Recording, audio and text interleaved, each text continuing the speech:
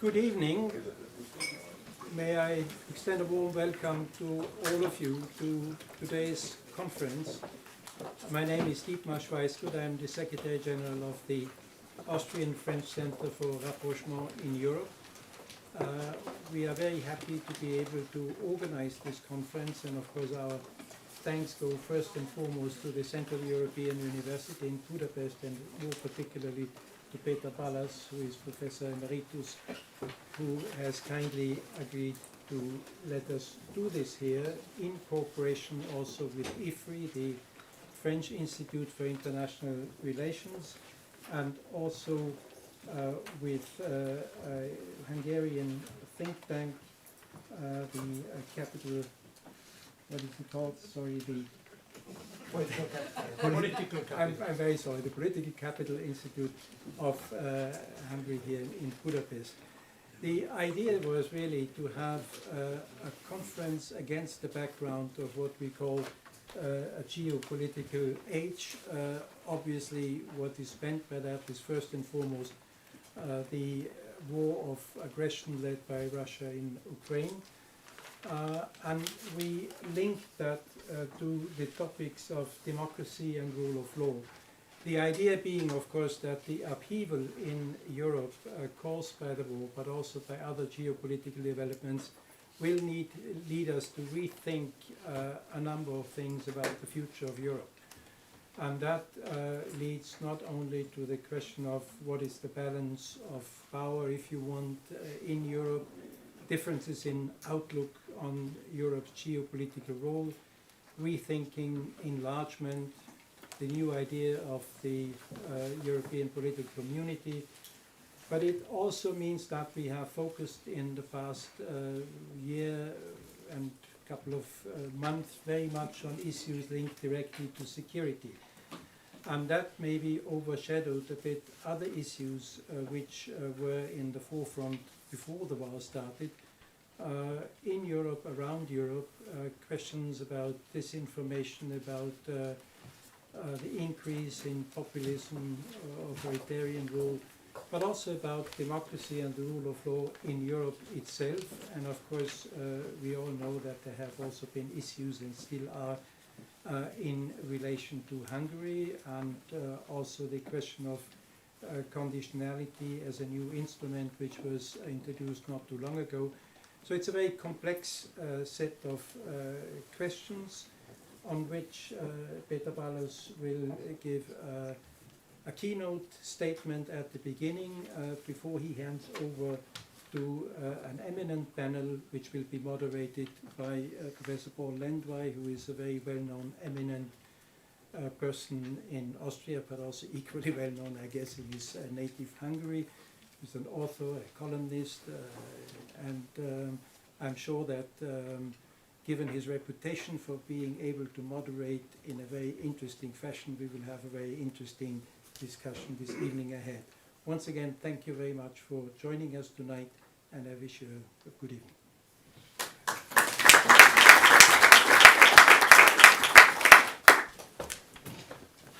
Excellencies, ladies and gentlemen, this conference has a very ambitious and all-embracing title: Hungary, European Democracy and the Rule of Law in the Age of Geopolitics. I will give a few introductory remarks in the reverse order, starting with geopolitics, then a few words about Europe, and finally about Hungary. Let me start with a question. In what geopolitical age are we now? Or has Putin's aggressive war in Ukraine already changed the world order? The new element is obviously the armed attack on the 24th of February last year by a permanent member of the UN Security Council against a sovereign state. With this step, Russia has broken the fundamental principles of the UN, with special regard to the obligation of, I quote, refraining from the threat or use of force against the territorial integrity or political independence of any state, in the second article of the UN Charter. Russian aggression against the Ukraine began earlier, with the penetration of irregular forces into Donetsk and Luhansk, and the occupation of the Crimea in 2014. The attack in February last year has only complemented and extended this barbaric action. But the erosion of the post-World War II system has been a longer process. Looking back to the 75 years of the last post-conflict era, this long period of relative peace can be subdivided into three parts. 30 years of Cold War between former allies from 45 to 75, followed by a 15 years long of détente after the Helsinki Final Act, and again 3 decades of a temporary unipolar world with systemic transformation in the former Eastern Pole, accompanied by local armed conflicts in the post-Yugoslav and the post-Soviet territories. During this time, the post-conflict world order gradually disintegrated and transformed into a pre-conflict structure with growing tensions, declining and emerging actors, and new conflict lines. Post-conflict situations are characterized by new power relations resulting from the previous war, which are usually codified in peace treaties, defining the spheres of interest and the basic rules of the next period. After the Second World War, the UN system framed the new world order, promising eternal peace by the rules of the UN Charter, stipulating the settlement of international conflicts by peaceful means, and using mostly the fora of multilateral organizations. The cold peace was guaranteed by the balance of military threats and mutual nuclear deterrence. Under this security shelter, economic cooperation and even cultural contacts could exist and expand. Interestingly enough, the bipolar East-West system was guided by the rules and practices of Western political culture. The Eastern participants, Soviet Union and China, did not export their internal political rules and habits, but accepted the Western project of the United Nations. In fact, the political norms of the UN reflected the values of democracies. The question of world economy was also regulated by market norms, by the GATT, WTO, and others. Even beyond the formal rules, the way of speaking, discussing, handling conflict situations was aligned to the norms and traditions of Western democracies. Delegates from the Soviet Union, China, and other countries adopted the style and behavior of their Western colleagues and counterparts, with rare exceptions like Khrushchev or Gaddafi.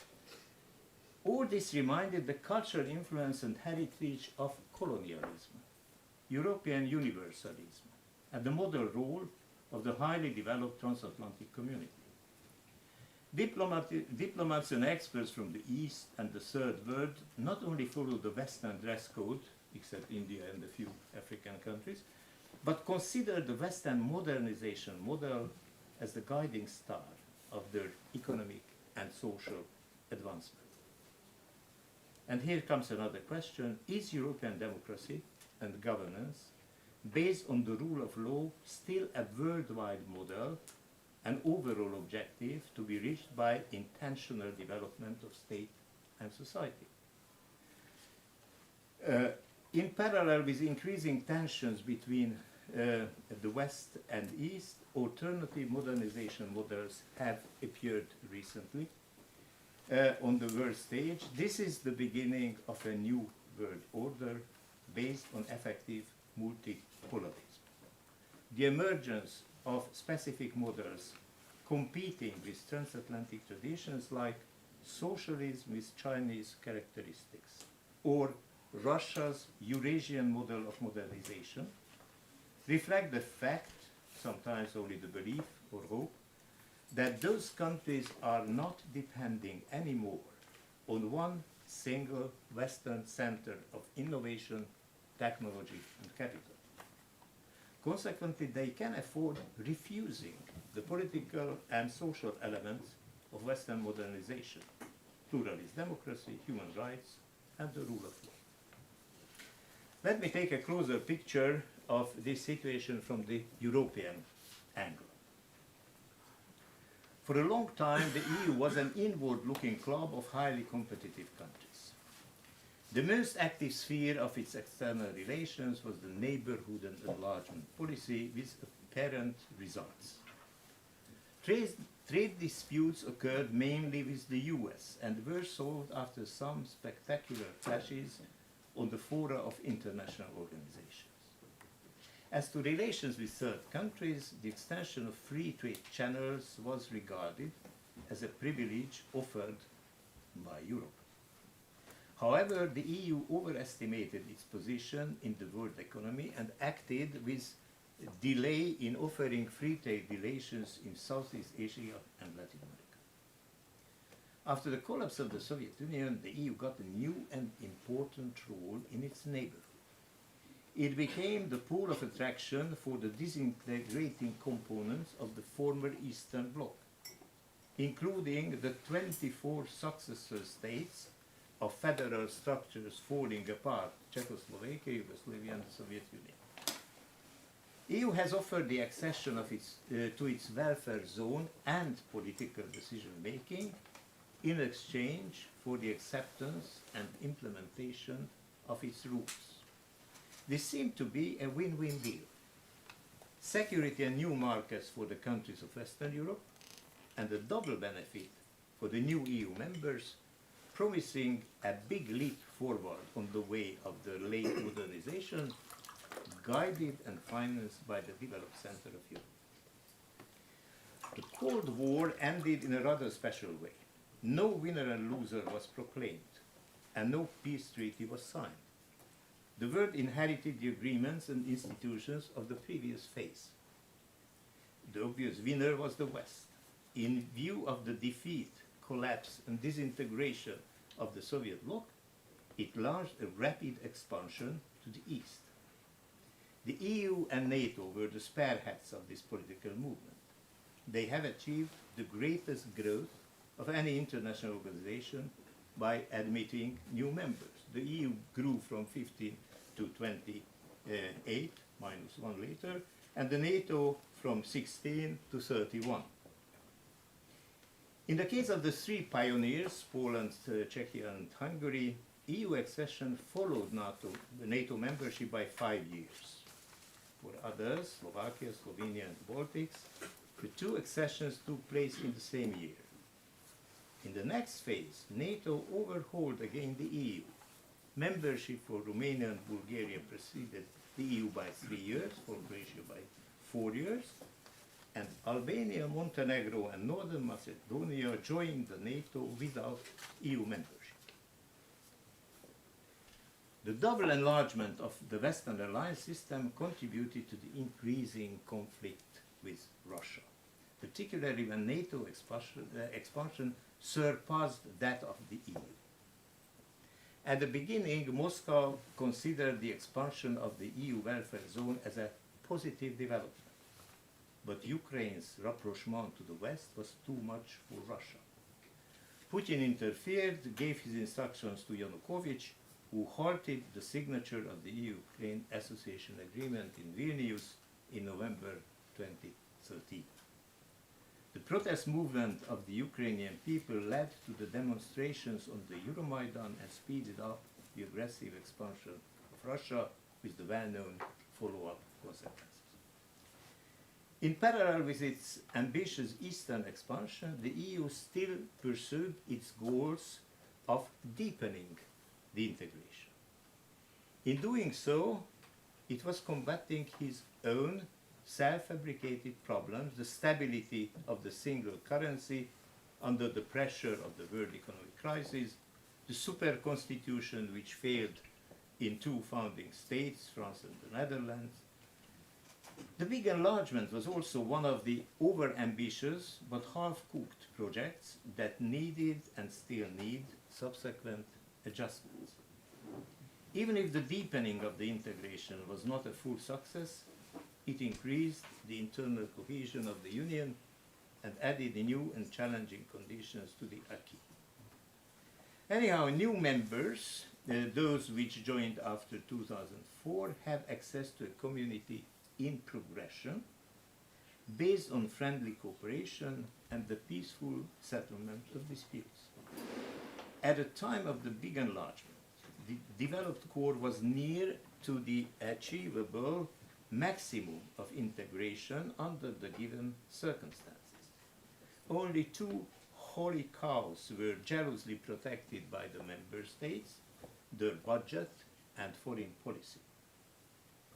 If the national resistance could be softened on those two territories by shaping the missing fiscal leg of the euro and accepting majority decisions in foreign policy issues, the EU could become a highly efficient player in the international arena and would be one of the most influential participants of a new multipolar world system. But there are the new member states too.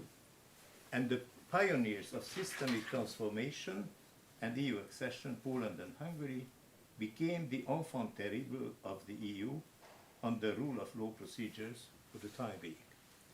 And I will conclude with this closer look to Hungary and partly Poland. The two countries were the first in approaching Western organizations with the ambition of membership, starting with the OECD early 1990. The two countries were the best prepared for the transplantation of the EU's acquis communautaire, as even under the suspicious regard of the Soviet Union, they flirted with market economy elements. Budapest and Warsaw submitted first their accession demand to the EU in '94, to the greatest surprise of Brussels and the old members. In 2024, in parallel with the next EP elections, we will commemorate the 20 years of the big enlargement, doubling the number of EU members, extending its territory to the east, and adding about 100 million former citizens of the Soviet Empire to the west. This will be also the year of the second Hungarian presidency of the Council in the second semester. We have not found any satisfactory explanation why exactly those two countries took a U-turn on the steep but promising slope of EU membership. One theory claims that early start led to early decline, and others may follow too. Some scholars look deeper into the historical past. In the whole Central East European region, modernization was delayed by surviving feudal systems and traditions. In addition, before the way of European integration was opened, those societies got two strong external shocks of forced modernization from totalitarian regimes. One from fascists, mainly from Nazi Germany, and one from communists, from Soviet Russia. The latter was definitely longer and left systemic traces in politics, economy, and societies. With that heritage, after the regime change and EU accession, it was an easy trick for populists to refer to parallel features concerning external normativity. In his speech of the 15th of March, the national holiday, in 2011, Viktor Orbán compared openly Brussels to former empires dominating Hungary, the Ottoman Empire, Habsburg monarchy, the Soviet Union, and proclaimed his freedom fight against any foreign influence. Another explanation investigates the changes in the perception and popularity of the EU in our societies. Before the accession, there was an overheated expectation of a sudden jump in living standards, a quick transition from the limited consumption of the Soviet system to the welfare level of Austria or Germany.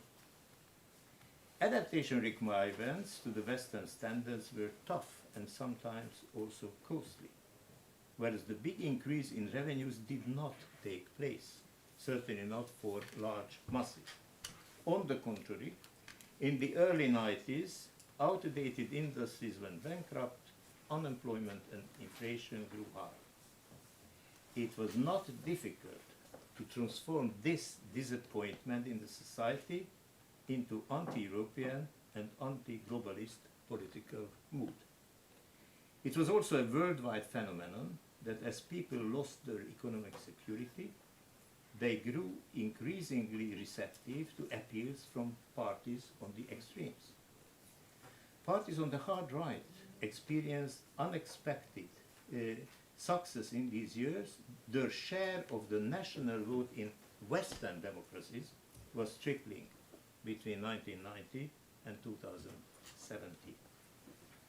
At the same time, in Hungary, under the flexible rules of democratic systems, some people found an easy access to public money, complemented by important amounts of EU funds.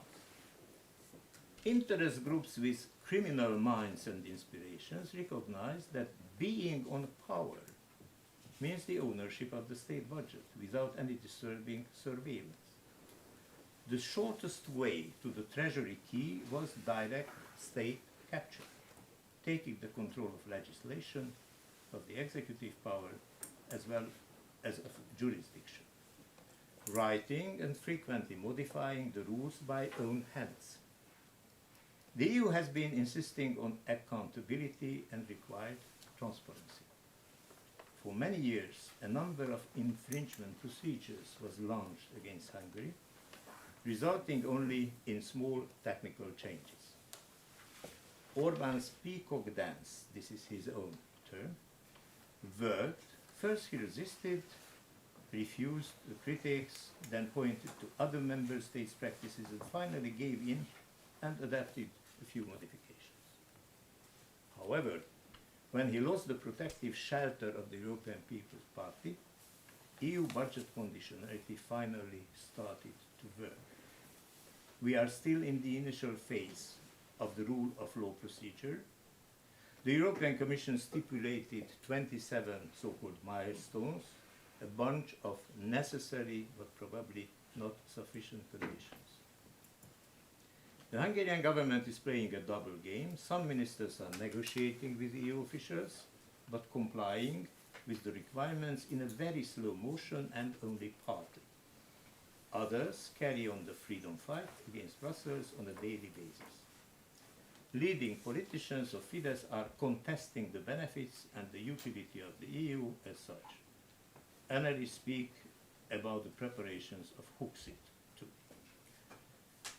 A delegation of the EP Committee on Budgetary Control is in Hungary now.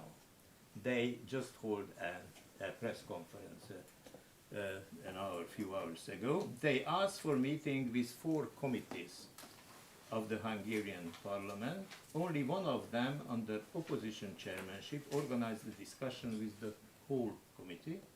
The other 3, under Fidesz leadership, limited the meetings to the presidencies. At the same time, Hungary blocked again a 500 million euro installment for Ukraine from the European Peace Framework for the acquisition of arms. We do not know yet whether the EU will be strong and consequent enough to give an appropriate follow-up to all the tricks of the Orbán regime, channeling EU public money into private pockets, including ruling politicians. With his anti-EU drive, Orbán lost his friends in his own community. The Visegrad Four fall apart, at least temporarily. Poland, his last ally in the rule of law case, turned against Hungary as Orbán took the side of Russia on its aggression in Ukraine. External partners beyond the transatlantic family are welcome if they do not care about the way of spending public money in Hungary. In exchange, Orbán's government does not put uneasy questions to them about human rights, the treatment of ethnic minorities, etc. Having left the EPP, Orbán aligned to the extreme right parties. the ultra-conservative CPAC from the United States had already 2 meetings in Hungary. By supporting Putin, Trump, Erdogan, Bolsonaro and others, Mr. Orbán believes he is a great international player. However, his country has no strategic importance. His influence in his own alliance system is not based on confidence, but on frequent vetoes and internal conflicts. The war in Ukraine rendered the open deviation from his alliance interest not tolerable. The US ambassador in Budapest expressed publicly sharp critiques of his government and emphasized that in war times, no ambitious or intermediary positions can be accepted. Finally, Orbán's sitting on the fence strategy is not satisfactory for any side. In the globalized world, problems like effects of climatic change, worldwide economic crisis, or transcontinental migration necessitate global governance. However, pandemics and natural catastrophes produce thrombotic obstacles to so far unlimited transport routes on land, sea, and in air. They stop the blood circulation of world trade networks and interrupted long supply chains. We have realized that the global economic system is highly vulnerable. It functions only by good weather in a temperature range between +30 and -30 Celsius. Closer regional ties have gained a lot in importance. For Hungary, the only chance is to be a faithful and constructive member of the EU and NATO, which are again on an upswing, reacting properly on the war situation. In the emerging multipolar system, either some influential groups of states or only the biggest countries will act.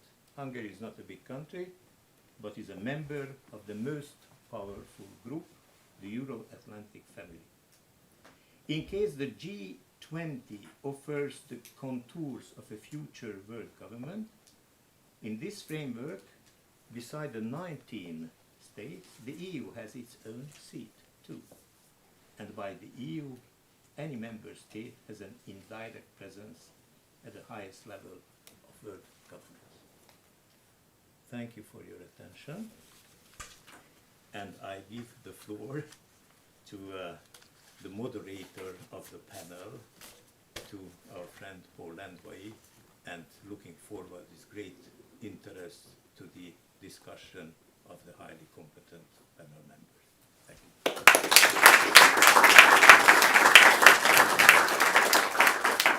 Thank you very much. May I introduce the panelists, despite the fact that all of them are extremely well known, but it's always a pleasure to repeat the compliments. Ursula Plasnik, former foreign minister of Austria and professional diplomat, ambassador in Switzerland and in France. Zsuzsanna Szelenyi, visiting fellow at the Democracy Institute, someone who knows best Viktor Orbán and Fidesz, as she was an MP in the beginning, and she has just published a major study of Hungary. I am delighted to see Jacques Rupnik after many years again, a profound connoisseur of Central and Eastern Europe. Welcome. Finally, Peter Greco, director of the Political Capital Institute, whose brain is constantly being picked by lazy Western correspondents. So first of all, I would like to ask you, Ursula Plasnik, what is your feeling about this presentation of Minister Peter Balázs? The main points, do you see it, roughly speaking, in the way as he put it, or is there something, a factor which you particularly would you like to contradict or to stress? Well, thank you, dear Paul Landvai, Professor Landvai. When you were introduced I think the Secretary General omitted to say that you're also a television star and a presenter in the Austrian television of a remarkably successful Europa studio. I think this should be added for the sake of our Thank you very much. of our audience. Now, with regard to what Mr. Wallach said, I'm listening and I'm learning. That's what this meeting is all about. I was a little bit surprised about but I'm not a historian. I'm I'm a lawyer, so I rather look at the legal side of things. So when it comes to the history, the way the evolution was portrayed to us sounded a little bit strange. The Western world and the Eastern world, and the Eastern world having no say and just running after what had been cooked by the others. And the question whether this comes to an end now. What I did instinctively when Mr. Wallach was speaking, I checked the language of the Universal Declaration of Human Rights, because for me that's the basis of the so-called Western system, or of the universalism of Western values, of international values. And I would like to read it out because it defines my personal picture, the idea I have of human beings and their aspirations. And for me, they are the same, globally speaking. It's not a matter of political system. It's not a matter of West or East or South or North. But if you read that very powerful, or check again with this very powerful first sentence of the Universal Declaration of Human Rights, all human beings are born free and equal in dignity and rights. That is the most powerful definition of a human person on our planet that I know of. And it's a political guideline for the systems we want to imagine and we want to have in practice. And I do think that the European Union is doing a particularly brilliant job in trying to put this into place, in trying to make it real, to make it come to people in general. And this is about people, we are talking about citizens, we're not talking about political systems so much. I also listened to Mrs. Hohlmeier, the president of the commission, from the control commission from the European Parliament, who was mentioned and who is in Budapest today, and who is trying to take a constructive look at the implementation of the conditionality. And she started her statement by pointing to the fact that it's about public money. This is taxpayers' money, and we want to make sure, we Europeans all together, that taxpayers' money reaches the benefit, does the benefit for ordinary citizens, for everybody, equal access, equal possibilities, equal rights, equal really access to public funds, public procurement. It's a bit of a, sounds technical, but it's about the vibrant possibilities of an economy, of how you make your own life. It's about the possibility to study, to be active in the economy, to bring forward not only your own life but your society. So this is not so much for me a discussion about political systems, about West, East, North, South. We have this one planet. We have a set of common values. They are universal for me, and we should not try to diminish them. We should rather seek ways of bringing them home to every European citizen's life. That would be my first comment, please. Thank you very much, Ursula. It is, of course, a major statement, and it's particularly valid in Hungary, because all people are equal, but some are more equal, and according to the latest statistics in this country, 1% of the population has 1/3 of the assets of the country. Mrs. Szelényi, how do you see this global picture or Hungary's place in it? Well, thank you very much. It's really nice to be here and with this international audience and discussion. So I am a former politician And I follow Fidesz's history since its beginning, as Mr. Landry mentioned.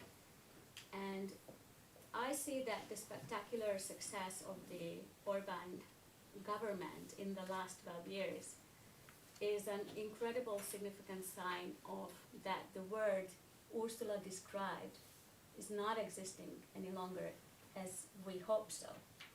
It's a very different word where small government can make significant influence on its environment, on the European Union, even at the United Nations level, with a relatively straightforward bully attitude. And this is very successful. This government is there for 13 years now. It was re-elected 4th time a year ago with ever larger supporters as before. And every 4 years, this government is stronger and stronger. And it's also stronger at the international level. Hungary's politics, Viktor Orban's party's politics, broke significantly with the Euro-Atlantic commitment, what represented the Hungarian foreign policy environment since the 1989, basically. And what Mr. Peter Balázs mentioned, he introduced a new system, which is a tiptoe dance system, which means that Hungary, from the international alliance of the Western Alliance, from the European Union, and from the NATO alliance, can actually play a role which opens up towards every kind of, well, they call allies. It's an absolutely rationalist, realist foreign policy perspective, which doesn't believe in multinational institutions, basically doesn't respect them. They believe that this is a burden, bilateral politics, nationalist politics. We are the first type of politics is what makes a country very successful, and Orban demonstrated in the last 12 years that he was true. And he was true because the Western model doesn't hold strong enough any longer. There are plenty of reasons, and smarter people than me describe why is it happening, but it's definitely several issues, and it's also neoliberal capitalism and how it grew. It's also the significant cultural backlash which we are witnessing in the last, not 10, but let's say 20, 25 years, which now we see as the mainstream of European politics, radical right politics, which is represented by this government, but also many other political parties in Europe is there. Probably this, the liberal democratic values that also Ursula described, and we, I suppose many of us believe, and the European institutions are built on, have not ever been respected by every single European, but it was definitely a majority. And the question to me is now, is it still the case, and whether we can hold this? And also what Peter Balázs mentions, is this really true that it's only the liberal democracy which can really pave the way for modernization and pushing societies for better? And I think this is the question that Viktor Orban tries to answer in a different way. And of course, this is a huge challenge for all of us to figure out whether it's not proved that he's not right, right? We think he's not right, but so far it's not the case. You finished? Yes, for now. For now. I hope. Yes, I would like to ask Jacques Rupnik, you have a more European view from Paris than we from Austria and Hungary. How do you see this situation, how it has developed, as you have been following all these events for many years and listening to Peter Balázs and Ursula Klass? Well, first of all, delighted to be here, recognize few friends, and to have a discussion which is very important given the circumstances. I mean, you started your speech by saying we are talking at a time where there is a war happening next door. And that is interesting because this war has been framed as a war of democracy versus Russian autocracy, let's say. A very imperfect democracy, I would immediately add, and there will be a lot to discuss about that, but that's not the subject. But that's how it has been framed. This is how Europeans have tried to frame it, mainly East Central Europeans, not all Europeans started with that. That is not how the rest of the world sees it.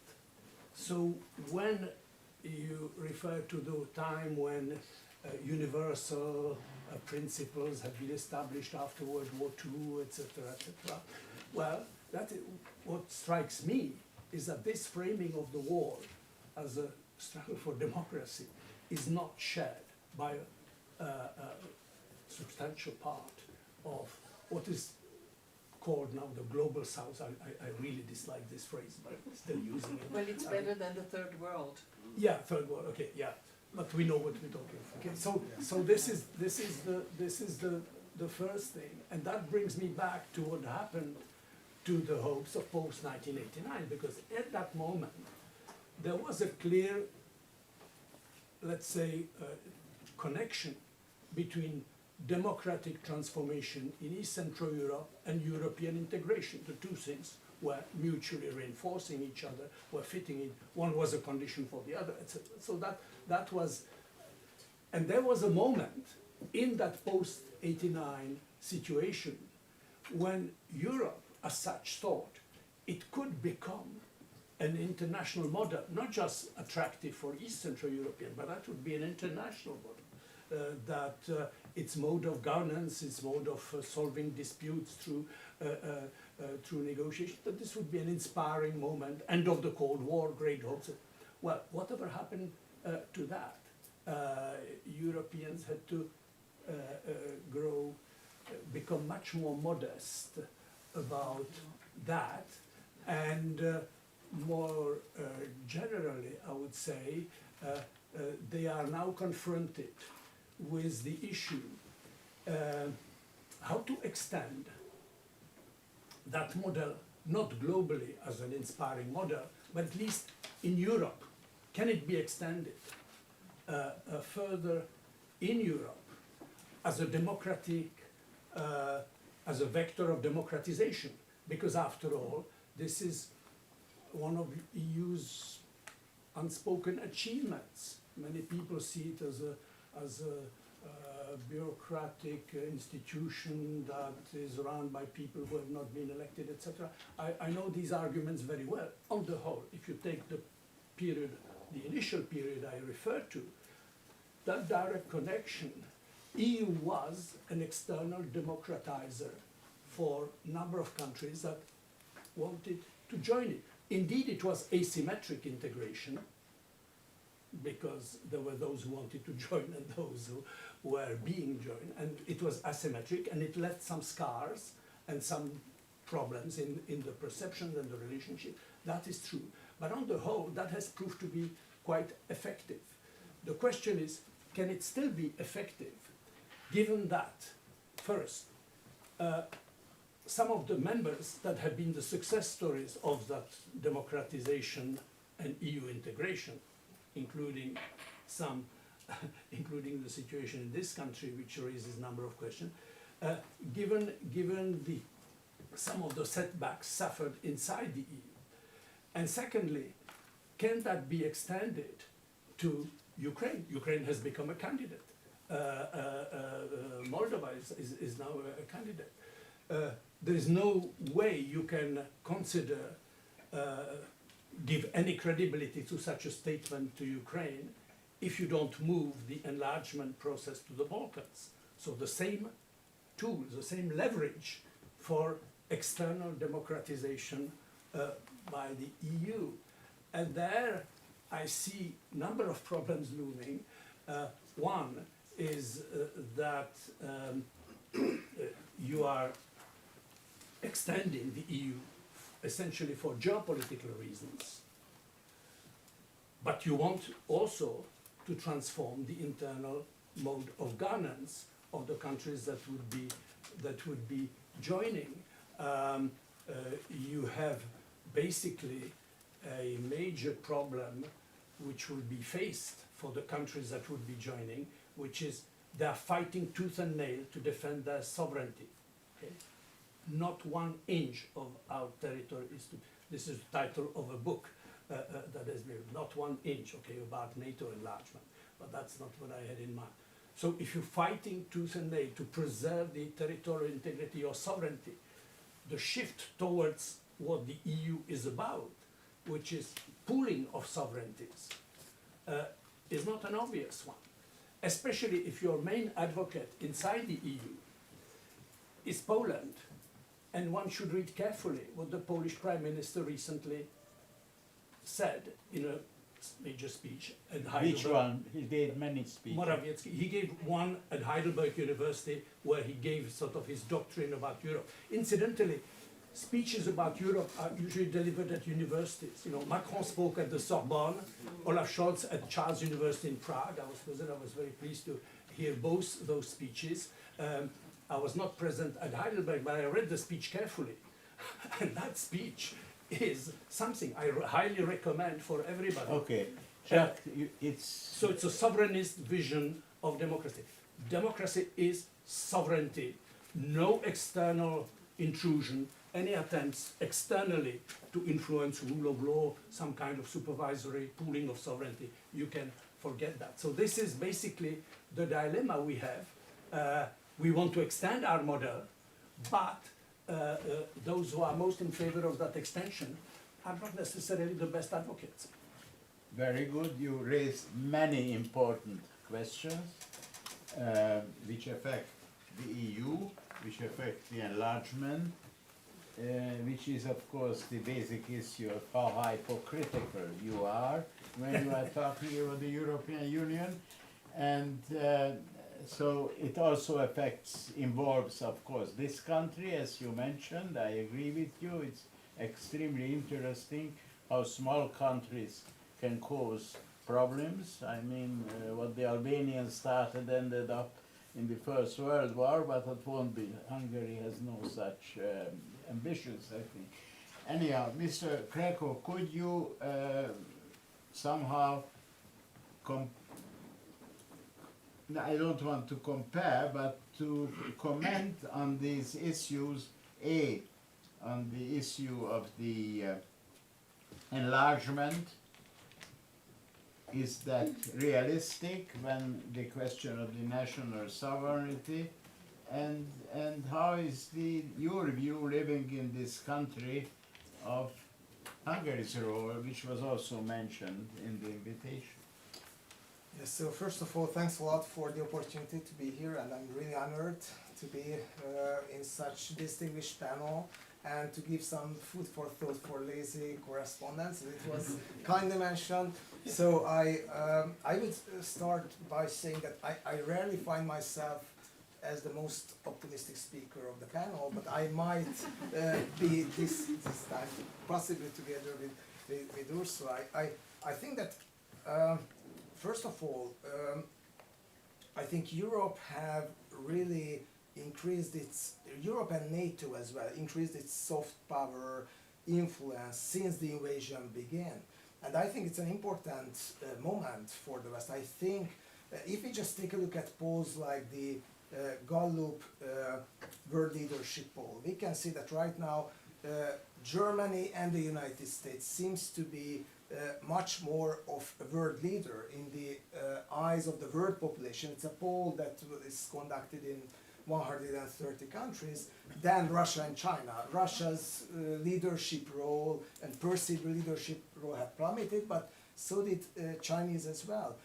NATO is more attractive right now than I think ever before in the last 20 years maybe. And I do think that we have some reason to be cautiously optimistic about the West's ability to solve problems when it comes to a war in its neighborhood. I don't think that anyone expected such, but definitely not Vladimir Putin, for example, expected such unity of the European Union.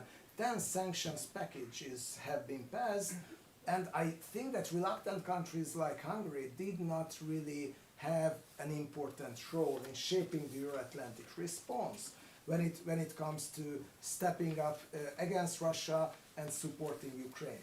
Majority of the majority of the European population is still supporting the sanctions and still supporting. There is a higher support right now for the transatlantic relationship than it was before the invasion. And of course, Ivan Krastev and Mark Leonard in a poll of ECFR warned us that it's a very fragile unity that we have at the moment.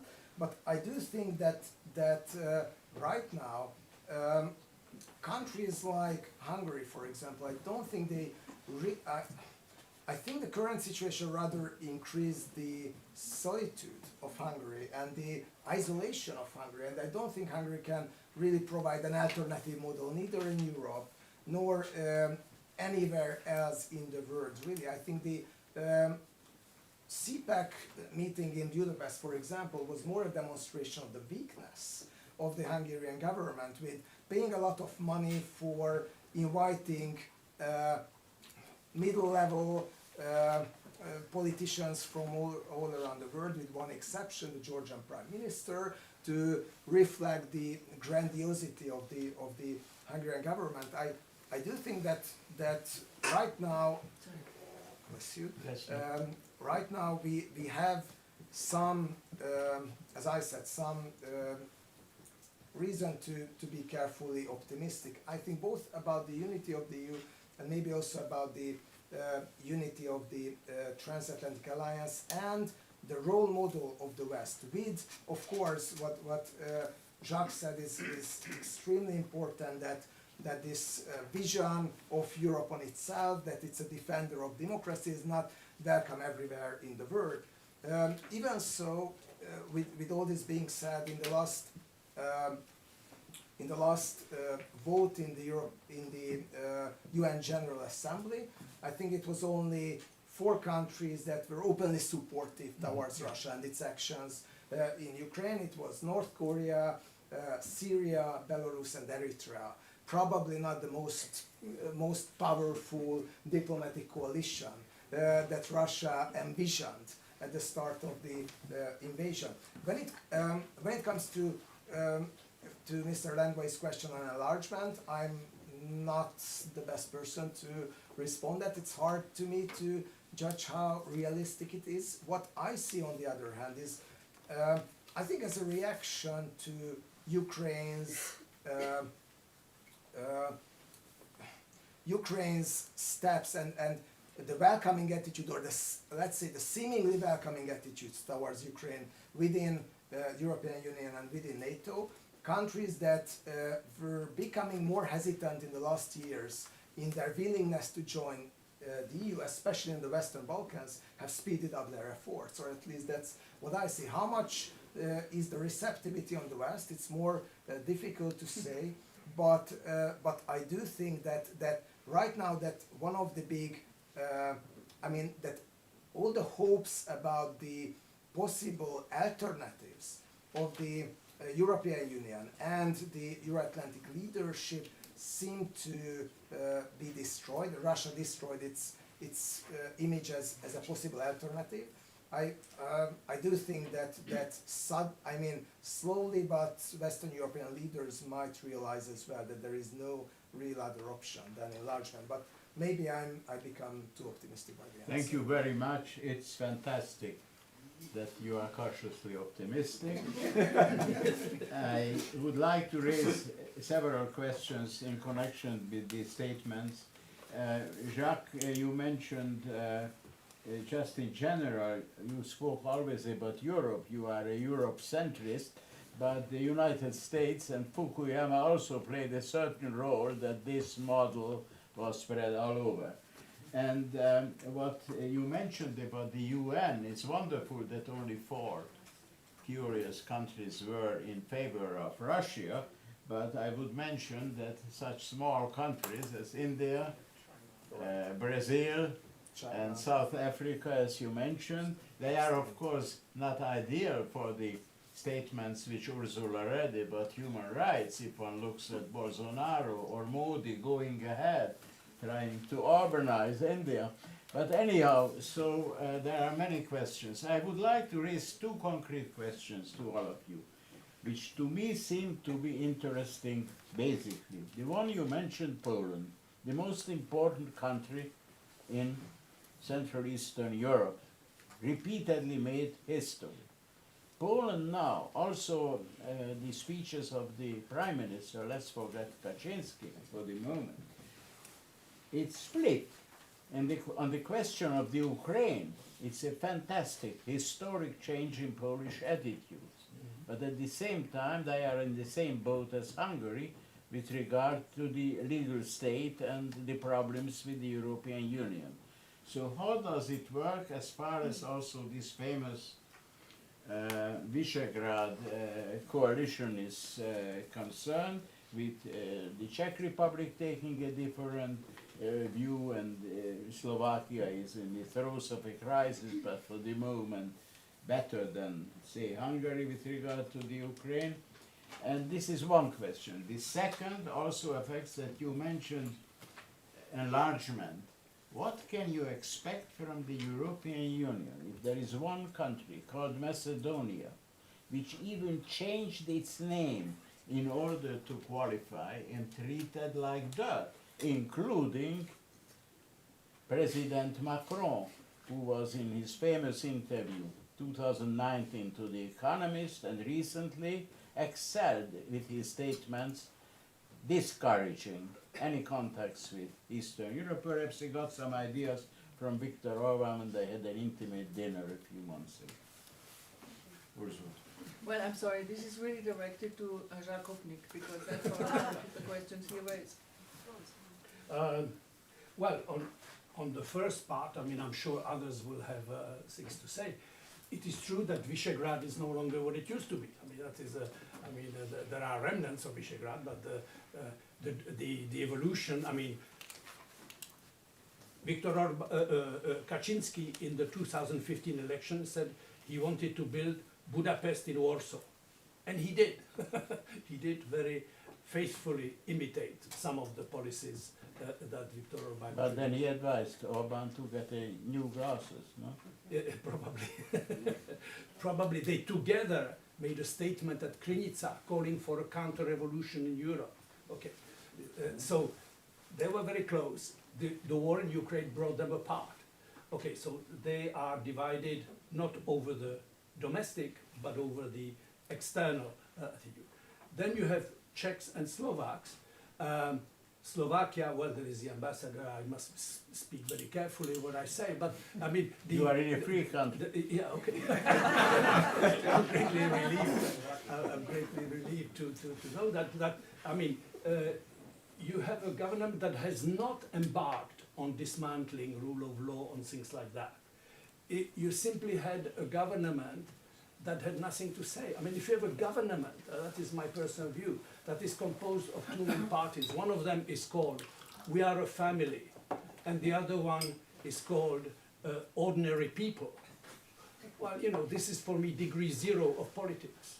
So, and it's not harmful. I mean, they're not destroying the European Union or anything like that. It's simply degree zero of politics. You can live with that for a while, but not too long. So that's why now you have a caretaker government. We're going to have an election, and we shall see. But that's the Slovak version. Then there is something that I would dare call the Czech exception, but perhaps I'm biased. But I would say, given the parliamentary election and the presidential election, the Czech domestic scene has moved in a different direction from Yes. the other Visegrad countries. And if you look at the people, you know, the president, the prime minister, the head of the National Assembly and of Senate, they are sort of mainstream, moderately Euro-pragmatic politicians who certainly showed very strong commitment to helping Ukraine and stressed the democratic values at stake, on one hand, and on the other, are very constructive in attitudes towards European Union matters. So we have now Visegrad split apart, you know, like a puzzle. So that's one thing, and Poland has drawn the conclusion from that it has its own role to play, and vis-à-vis Ukraine, it has become the indispensable country, all Western international aid. It has built on a new relationship with Ukraine. You mentioned this was not obvious. I mean, until a few years ago, Kaczynski and others were saying they're still waiting for the apology for what happened during the war in Romania, etc., etc. So we have an extraordinary situation happening where suddenly Poland and Ukraine are one, and then there is this whole vision that Poland has of the three C's, that it becomes the power that is driving the center of gravity of the European Union. This is a phrase they use, further east. So this is a new EU, enlarged, with the center of gravity moving east. I don't know where, if it's Vienna or if it's Prague, you tell me. But that is basically what you hear from Poland, a new vision of Europe, but slightly self-serving. Zsuzsanna. It seems that I'm going to be the devil's advocate in this That's panel. wonderful. That's very But good. always. I do it because being optimistic, makes us complacent. So I think actually, be a bit realist. It makes a lot of sense in terms of figuring out what actually should be done, because this is the question I'm interested in. So now Poland. So just one word on the Visegrad thing. The Visegrad Cooperation have never been institutionalized. Yes. So it can exist or not exist, and it can be always revived if there is a sense, and it can be forgotten for a couple of years. So it's a very flexible structure. Obviously, as you say, some 30 years ago, this was the pro-European endeavor of our countries, but it's long ago, it's not like that. And it was revived in 2015, specifically at the migration crisis, to block the EU to do something which was actually not very well figured out. So it was very successful, and ever since there is no solution for the migration problem. Not a solution, but not even a serious attempt to do anything with this issue. So I wouldn't say that the V4 is off. It can come together in smaller issues. There was the Green Deal recently with the Ukrainian.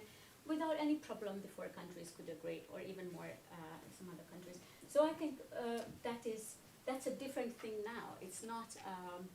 It's definitely not an idealist or foreign policy. There's no real joint foreign policy ideal, but the cooperation is valid, and it's more interest-based, and it exists. Now on Poland, I think Poland, because of the war and its role in the war, has a real opportunity to become a serious European country, which takes its position, which is given to Poland by its size, also the weight it takes in the European Union. I'm not sure Poland or any other countries from our region can live with this opportunity because of the Heidelberg talk, what you said about, because it's really a meaningful talk, and it's exactly what Viktor Orban is saying. The EU should be the EU of nations, and then as from that point it doesn't say anything else, right? So it's not a vision for the EU. It doesn't respond to any question on migration, on security, on anything else. So Poland is very interesting, and of course can be allied with Hungary or anyone else in the region when it's needed. On the Balkans, I'm very, very pessimistic. So I'm just back from Zagreb and Belgrade, where I spent a couple of days. Nothing is solved in the Balkans, and Kosovo is an open story. Bosnia is given up by many Western powers. So I'm quite pessimistic in terms of the Balkan can be, and I'm also rather pessimistic whether the Balkan people actually still believe in the European Union. Of course, that's very different in Ukraine, but It's definitely different in the In individual Ukraine. Balkan countries. Yeah. yeah, it's also different. But yes, it just takes so long, and they actually live, and there are all kind of powers and political powers that benefit from this current status quo too much. So it's very, very complicated, just like all this. Let's get to this situation, what you mentioned now about the Balkan countries. It's, of course, Serbia is the key country, and the Serbia, which is playing this role between the various, from the Chinese to Russia, etc.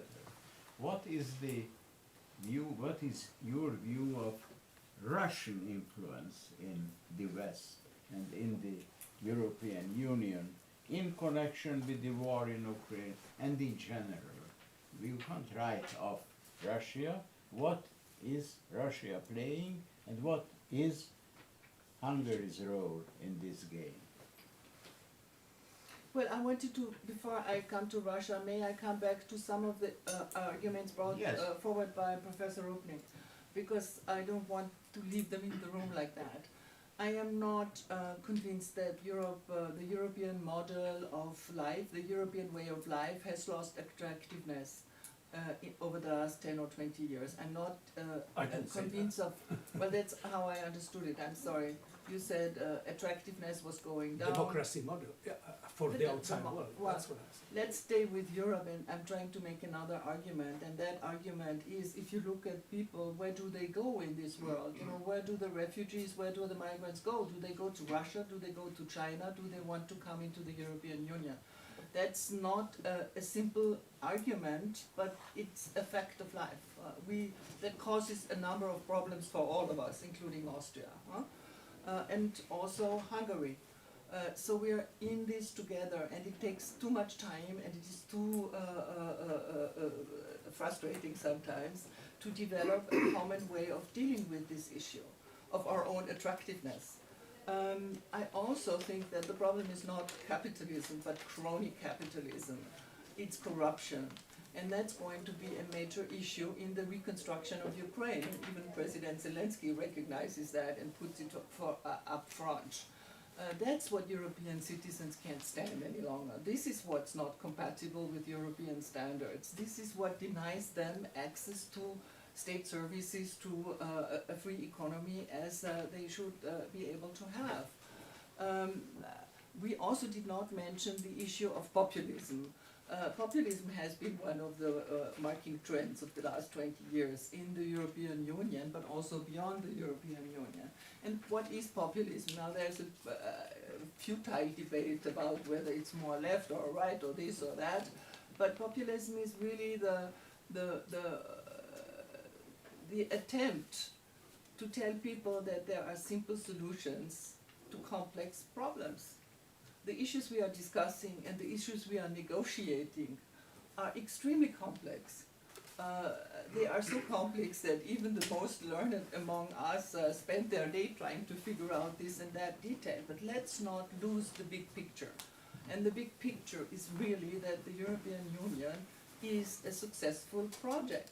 Now there is a very successful project. For me, the place of Hungary, and here I totally agree with Peter Waller, is to be in line with the European Union, to be a constructive partner of EU and of NATO. That's the one way forward. Also in a time when Russia, in its war of aggression against a neighbor, is revealing some structures that are bad, that will not work the way they have worked before. We will have to revert to the issue of security, both in political and economic terms. We forgot about that. We were just concerned about our own societies, about consumerism, about this and that, and we forgot about security. We thought we could neglect it. We woke up to a different reality. Russia has lost, Russia knows, Putin knows, it's not Russia, it's Putin. It's Putin's war of aggression. It's the war of aggression of a nuclear P5 member of the United Nations Security Council. And it's destroying the whole basis of the European security architecture, the Helsinki Final Act, the 10 principles, it's all gone up in shambles. And I do believe that Putin knows he doesn't have any friends anymore in Europe. And I'm talking about the larger Europe. I know about the differences from one country to the other, about their leaderships, about attempts to assure this or that contribution from the Russians and keep a foot in the door in a way. But it's doomed to fail, to be honest. And they know in Moscow that Europe is not going to come their way. The global south is another question. Putin has to turn to the Chinese, Putin has to turn to other countries. Let's not forget about the Iranian influence there. But on the global scale, what a number of the bigger and especially also the smaller countries want is they do not want to be drawn into the confrontation of the Chinese and the Americans. They want to keep the matter of war in the war of aggression in against Ukraine. They want to keep it an issue of regional European security architecture, which it is not. But they have their interest in staying out of the various confrontations in order to push their own societies, their own development ahead, which is something we will have to count with, we have to deal with. We will also, on the economic side of security, what do we see? We see friendshoring, nearshoring, homeshoring. We see regional developments. Also there is an interest, there is a blatant interest for the European Union to keep its unity, because the unity is the strength. And this is what the Russians have, or Putin and his team had to realize. They made the most horrendous errors of assessment. How can you make so many errors of assessment, one after the other, and one breeds the other? So I do not see a lot of attractiveness for Russia unless it be for very practical issues of getting access to energy or access to other benefits. But even there, the European Union as such has proven to be extremely resilient. Let's not diminish this part of what has been achieved over the last year. As far as Russia is concerned, what you mentioned is the price of the autocracy. And this is the same in smaller frame in Hungary or in other countries. So what is in that situation the role of the small countries? You mentioned here Hungary and Poland. There will be elections in Poland in next year. So we shall see then how it will move ahead or back. And I would also raise perhaps a question of Slovakia. I prefer the confusion in Slovakia to the two-thirds majorities in this country. What do you think, Zsuzsanna? I'm dealing a lot with the region, and I travel across the whole region, and I study other countries' politics, which is really, really interesting. Well, most of in our countries in Central and Eastern Europe, over the last 30 years, one major political party grew up. If you go from Croatia to Poland, you would see this. Maybe Poland is slightly different, but the Czech Republic, Slovakia, Hungary, also in Slovenia, Croatia, there is one larger country and several smaller countries. The big countries are not always conservative oriented, but mainly except Slovakia. And it's very much up to the electoral system, the constitutional system, how big power these standing parties can have. And we are unlucky enough to have a very majoritarian system with a very strong and centralized governmental system in our constitution. That with this, you mean Hungary? Yes, Hungary. That this one party can actually make a superpower. This is not possible in Slovakia. So Slovaks were smarter. They came to the after the dissolution of Czechoslovakia. The it's a more resilient constitutional system. So, but it doesn't necessarily mean that politics in Slovakia is so easy, and the one big party can change its faces in various ways. There's also huge corruption in Slovakia. So, I mean, Ambassador knows much better than me. I think there's plenty to, I wouldn't say worry because I don't want to be so negative, but watch, you know, and the democratic resilience is in trouble everywhere in the region, even in the Czech Republic. The tone of this presidential campaign, which turned out to be really positive, but the tone was really, really nasty. So the language of politics is so nasty in our region, and it's there, it's with us. Decency is lacking. We lost decency from politics, and of course, this is a big problem and the big challenge how to get it back. Well, it's not only in the region. If you look at the British Sure, press of course. or the American, But this region is close to my heart, so I'm talking about okay. this. I would only mention that's a very important factor. What you said is the resilience of democracy, because Slovakia had attempts at a strongman system with Mečiar, had attempts with Fico, and they nevertheless elected at pre-elections a liberal president. And now in Slovakia there is a Hungarian prime minister, an ethnic Hungarian. So I would like to see an ethnic Slovak in Hungary or in Romania. Anyhow, as to the Czech Republic, I think it's fantastic. I mean, what's happened that Mr. Babiš lost the elections, and that is a completely new game, and you have a president who is also a general, and in contrast to Bulgaria is not a friend of Mr. Putin.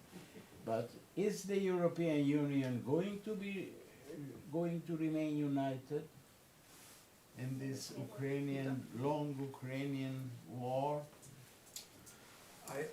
It's hard to predict, of course, but I think that Europe will be able to stay united if it does not demand too much of financial sacrifices. And I think so far Europe have struggled better. I would not say that it was not painful, but in terms of energy supply, in terms of economics, I think in the last year proved to be easier than many thought. I think the real challenge could come if Ukraine's counter-offensive will not prove very, visibly successful, and it can erode, I think, the support of many Western countries. And if it doesn't succeed, or if it doesn't take place?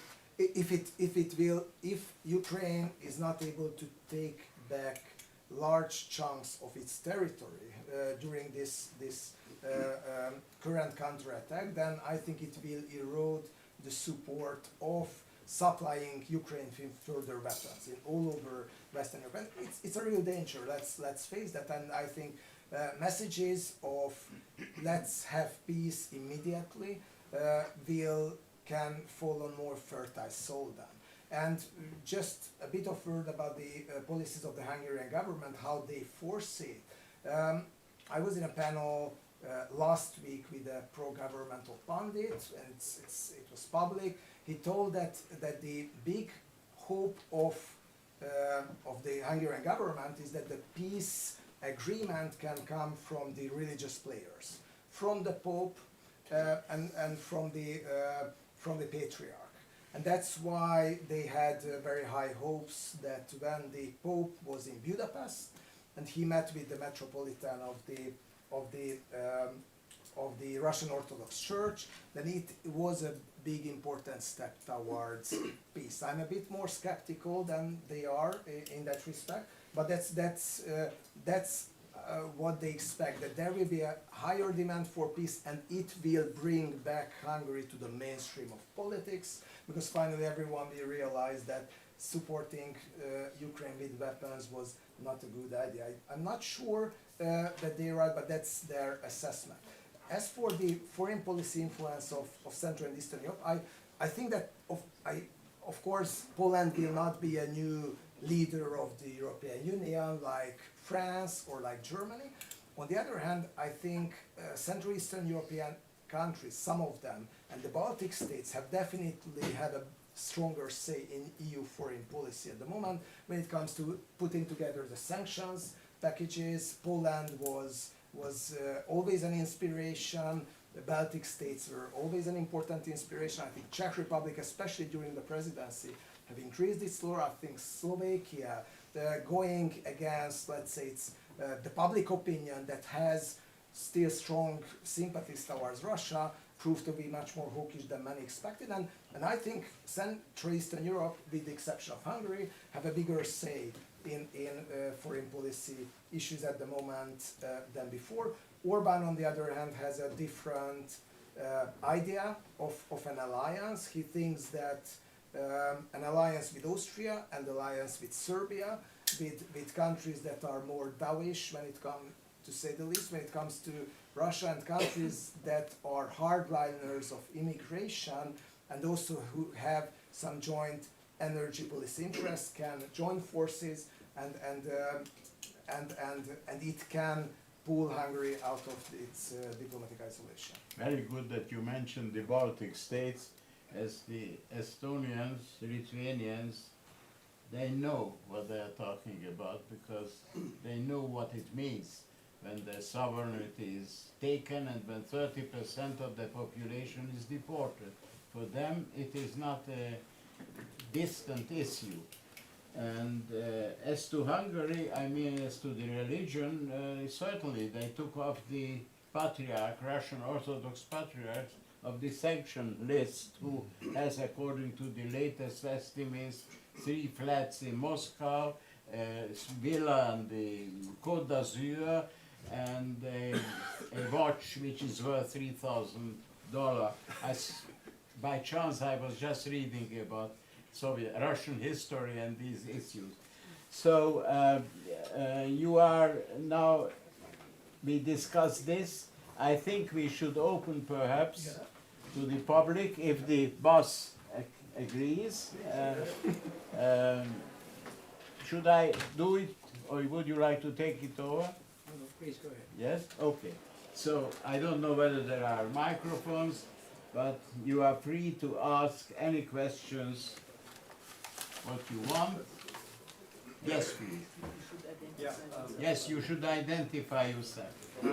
My name is Miklos Der. I'm a freelance foreign policy analyst and used to be the Secretary General of the Hungarian Atlantic Council during our NATO accession. I have a question for you all. Viktor Orban used to have 2 pet projects, 2 flagship ideas. Namely, the elevate the V4, the Visegrad countries, to become leading force inside the European Union. And the second one is to create the radical right party family inside the European Parliament. And he has given up both. He has abandoned both in order to keep the Russian connection. How do you explain that? How do you assess this radical change in his foreign policy inside the European Union? Well, I think that from the perspective of Orban, there are not so standardized projects. He is not pro-Russia, I think. He is pro-Orban. And he looks everything from the direct short-term interest of Hungary and his regime, or his regime through Hungary. Are the two the same? Are the two things the same? Orban for him, yes. Yes. For us, maybe not. But that's, I mean, the question was about Yeah. what guides him. So he is always looking for new alliances, as Peter explained. So before it doesn't work at the moment. So he's now looking for Austria and Serbia. The energy issue is definitely a key issue now. I think his attitude vis-a-vis Russia is one, first because of that he wants to keep some kind of influence, as Peter explained very well, even though through the Vatican and the Orthodox Church, but he also wants to keep energy prices low in Hungary, because this is a key policy. This is a key policy because what's the most important for him, that people always vote for him. So he wants to get energy cheap wherever he can get, and it's still the cheapest from the Russians. So that's what guides him, and it's always his actual power politics what creates his alliances. What about this reference to Austria and Serbia? Is it correct? Well, I mean, there is a certain amount of cooperation which is useful and inevitable, I would even add, when it comes to home affairs, when it comes to internal security, when it comes to management of migration, when it comes to deal with human trafficking, with illegal migration. That is, for me, quite obvious, that's quite evident, and I don't see why there is a certain amount of criticism here on countries trying to cooperate, needing to cooperate also for geographical reasons in that direction. It is a problem. It feeds fears, it feeds emotions, it makes it easier for populists to play on that vein. So I think nobody is very keen on going through the 2015 experience once more. So that requires cooperation. That requires cooperation with the Baltic state, with the Balkan states. That requires for Austria cooperation with our neighbors. So I don't see any disturbing problem here. Yes? Any other question? Yes. The lady up there. Yes. Me first. Okay, thank you. My name is Mary Barrett. I'm a retired Hungarian ambassador. My last assignment was 6 years in Bosnia and Herzegovina till October last year as Deputy High Representative. And I would like to say several things. One is that Putin still has friends in the Balkans. Milorad or not so much Balkans according to their assessment, but it's a country which is between Hungary and Bosnia and Herzegovina, and the president is a friend of Putin's. So, and actually the Serb people in Serbia and in Bosnia and Herzegovina and Republika Srpska are pro-Russian, and they very much support what is happening, the aggression, the Russian aggression and the war against Ukraine, and they are blaming the big states and NATO for the whole thing. I don't want to go into that. So I'm not so optimistic about Bosnia and Herzegovina. By the way, Milorad Dodik is preparing a visit to Moscow now. Last December, he gave the highest decoration from Republika Srpska to Putin, and he wants to deliver it in person. So for him, this, I don't think he would retire. He would go to escape to Moscow, but for him, this is a miracle. He increases his power by this good relationship. He doesn't see other benefits from this relationship. About the EU and the appeal of the European Union, there has been a systemic, blatant indoctrination against the European Union in Hungary. And the European Union is not doing anything about it. And the support to the European Union in Hungary has dropped considerably. I saw something that it's on 31%, maybe Peter Krakow knows better. But I saw Around something 50. Yeah, well, it used to be 50, but it seems that it's lower now. And the same in the Balkan countries. They have, I mean, the people are really attracted by the European Union, but they go to the European Union, they live in Germany and work in Germany, and in Slovenia and Croatia. So that's the thing. The politicians are verbally for European Union, but of course it's not their, Sana, their example, is speaking against it. The people want it, but they see it as bureaucratic language, which is not the same language they speak by the European Union representatives. And yes, the energy, unfortunately, Hungary is buying the energy on a very high price, according to the experts like Attila Holola. Recently I was at his lecture, and he says that we are buying oil for higher price than the market price of the oil. So this is a thing. Thank you. Thank you. Thank you very much. I think perhaps the receding popularity of the EU here is due also to the fact that 80% of the news are supplied by the government or pro-government media. Sorry, Yes, can you I wanted just to, one sentence on that?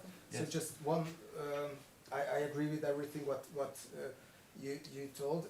About the popularity of the EU, I just checked the polls in the latest Eurobarometer surveys, and it's right that the trust in the EU is on the decline, but still around 50%, and still more more Hungarians trust the EU than they trust their national governments and their national parliaments. So it's like the EU is still more popular than the government and the parliament, which I think is important after 13 years Poland is even of campaigns. yes, My name's Kesteri. I'm one of these people that is very lazy and often asks Peter his opinion on things, but that's partly because I'm not supposed to write my own. I wanted to ask about the Ukraine and its membership, which frankly I think is, the idea of Ukraine coming in at the moment is pretty disastrous. But on a larger scale, weren't the hopes of Central Europe and probably Ukrainians for joining the EU somewhat naive in those days? In fact, it was a kind of simple answer to a complex problem, which we were talking about earlier, that this would bring them money and riches, and this was, certainly in Hungary, this was emphasized rather than what does EU membership mean? Now, I was at a party on Monday night, and I met two guys. They were into fashion business, and we got talking. And they're from Budapest, intelligent guys. We got talking, and somehow the Gelet Hotel came up, and I said, "Well, yeah, that's going to be developed now because you know who owns it, don't you? There won't be any restrictions as there was on Danubius for modifying and adding air conditioning and stuff, which they couldn't do in 1998. And this intelligent Budapest-born guy said, "Well, I don't care. I just want to see the Gelet working." You know. So, I actually told this to my wife, and she said, "Oh my goodness, there you go. You know, what depth of thought." So, my real question is, can we really think of Ukraine, and can we really think of Hungary as understanding what the EU is about? Really, historically and emotionally and culturally. Well, we all have things. Yeah. You want to go first? Well, just a quick note on that. I think it's very true, the point you are raising, because this is about over-expectation, this is about over-promising also in certain regards, and this is exactly the point I wanted to make with populism, promising a quick solution. I've had the issue with in negotiating or starting the accession negotiations with Turkey.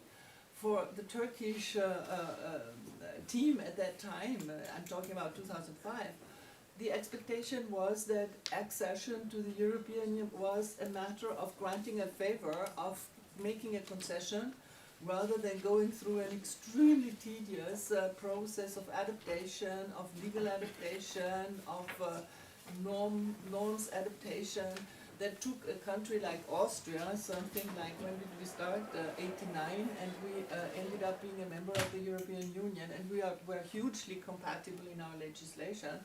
And it took us some 5 years to negotiate, and we've been through the European Economic Area doing a lot of the nitty-gritty homework. That's very unpopular, and it's something that is very difficult to understand. Is that naive or not? Hard for me to use a word like that. But it sure is a problem because it creates a psychological backlash that can end up being a nationalistic sort of impulse.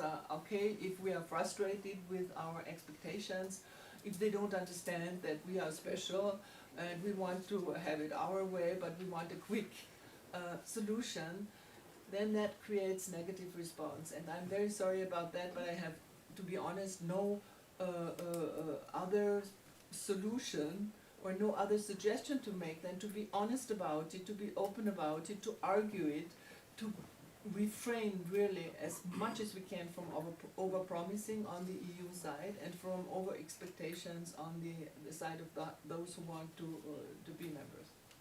Yeah, just one way of, let's say, addressing this dilemma, you know, you're promising EU membership to Ukraine in the midst of a war. The country is in the midst of a war. This is rule number one of the EU. You cannot apply to EU if you're in war. That is number one. If you don't control your territory, you cannot. So all these rules that used to exist have been abandoned. Okay.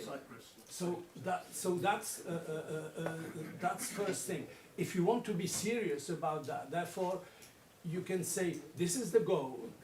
And instead of saying either or, you either fulfill all the criteria, you fulfill, etc., the negotiation, you may move towards what is in the discussion often called the staged accession. In other words, you move in the direction of EU membership.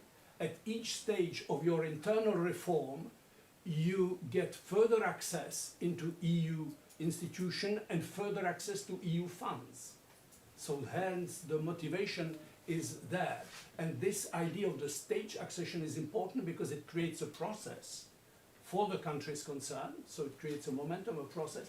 It also makes it more palatable, let's say more acceptable to the public opinions in the West. I remind people of a referendum in Holland 5 years ago, which actually ruled out that any European agreement with Ukraine, which was then neighborhood policy, should not include any promise of membership. Okay, so this was and Hungary and Holland insisted in EU. It is on the record that Holland insists it will not lead to membership. Okay, this is now forgotten. The only way to get over that, I think, is this idea of stage accession. Second thing, if you have the countries of Central Europe are strong advocates of Ukraine membership in the EU, rightly so. The effect of that is that you have to tone down the Eurosceptic rhetoric. You cannot, like Poland, let's say, like they have repeatedly said, not once, 10 times, compared Brussels to Moscow. The EU intrusion is comparable to Soviet intrusion. You cannot say Brussels is new Moscow and at the same time wish on your best Ukrainian friends, why don't you join us you will be under Brussels rule. So the first conclusion of this enlargement process to Ukraine, tone down the Eurosceptic rhetoric, become a Euro-realist, at least for a while, or at least pretend to be. Well, this is a fascinating question, what you are asking, because of course our experience, I mean Central Europe, with its expectations, which often it's false expectations. I remember very well of the 1990s. It was pretty normal for people, you know, to expect every of their dream identified with the European Union. So this is very difficult not to have this, and I think the EU is a very strange institution. But if not earlier, now it really has to learn how to talk to its people. And the idea that the European Union, which is not its institutions, right, communicates to citizens only through government, it just doesn't work any longer. the European Union is not only the Brussels bureaucrat, it's an idea, it's a hope of the people, so it's a political issue. And I agree very, very well that this is a responsibility of European political elites, how they portray the European Union, because the institution itself can't do that. We can discuss forever why not, and it should definitely change. But it's definitely, the EU is a partial something. It's a fractured organization, and it kept together or it's lost by the political elites of the European countries. So it's all our job to tell, what it is. I just heard not long ago from a Hungarian foreign policy bureaucrat that the European Union is fabulous because there's always someone to blame, and until the EU is there, we are always fine. I mean, this is awful, right? So where is the real pro-European political elite of Europe? Not only in this country, anywhere, in Germany, in France. Who is talking for Europe? No one is talking for Europe. So I think this is a big problem. It's not an institutional problem, but it's very strongly related to what we say to the people who are still expecting to accomplish the big dreams, which we did so, and we are not able to live with it. Jacques Delors, you have to find the soul of Europe, yes. I just wanted to add a minor point to your argument, which is Brexit. Brexit affected public opinion, the opinion of our citizens very much in practically all the countries, because automatically the approval rate of the European experiment or the European Union went up, because people saw actually what was happening in front of their eyes when you left this common endeavor that is complex, that is complicated, that is nerve-wracking, that is contradictory, yes, we all agree on that, that has too little support. An American once said it's the worst marketed political miracle in the world, the European Union. And that, I think, is true. But it's our job. It's not only the job of governments, it's the job of any thinking citizen, of any thinking group, of any NGO, of any initiative of any kind, of the media, of course. So I think we slowly have to complete our session. I would only mention, you mentioned that it is naive perhaps of the Ukrainians to imagine that they will get into NATO and the European Union, and you said we have to speak frankly. I would submit something. We have a lot to apologize to the Ukraine. I personally feel, and I think many diplomats and journalists should feel, who never regarded the Ukraine as an independent entity. One didn't realize what it meant twice to make a revolution and to attempt something to get to Europe.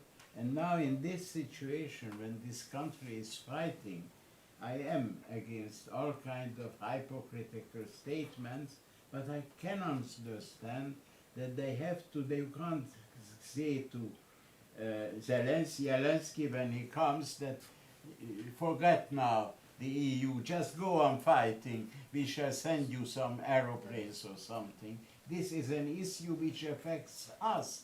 Why? Because we can't forget the article and speeches of Vladimir Putin, where he said also to the NATO and to the West that the Ukraine is just the beginning. He wants to build up another Russian Empire, and we are all threatened by this war in the Ukraine, and I think it's now secondary whether they are promised. Of course, the same is true of Moldavia, the same is true of the countries in the Balkans. Of course they will be disappointed, but this is a life-death issue, I feel, and in that instance I think you can't say that stop it, fight it, we send you something, when we see that the French government doesn't want to provide munition only if it is produced in the EU, all kinds of things. So I feel that in this moment one has to do everything to help the Ukraine, and at the same time, of course, this is the job of the European elite, where you can do it. Obviously, in Hungary it's more difficult to do it than in Austria, and perhaps in Serbia it's also more difficult than in Macedonia. So, and there are other countries like Bulgaria where it's also an open issue. Only the Bulgarian Borisov was more clever in his attitude to the EU because he gets the money and he is not an outcast. So anyhow, I think that it was a very open, very frank, and very interesting discussion. I thank all of you. Would you like to complete the procedures? Yes, certainly not by adding anything to your impressive closing words, but to thank you for moderating a very impressive panel of optimists, pessimists, realists, but I think the whole picture was one which was extremely interesting, and I share your feeling that it was really a frank discussion, nobody really hiding behind issues, and thought about a number of things which I think provides at least food for thought. So once again, thanks to you, and I would also like to thank again our host, the Central European University, and in particular Professor Ballas, also for his opening statement here. Thank you. I would like to also thank you, Peter. Thank you very much. Hello.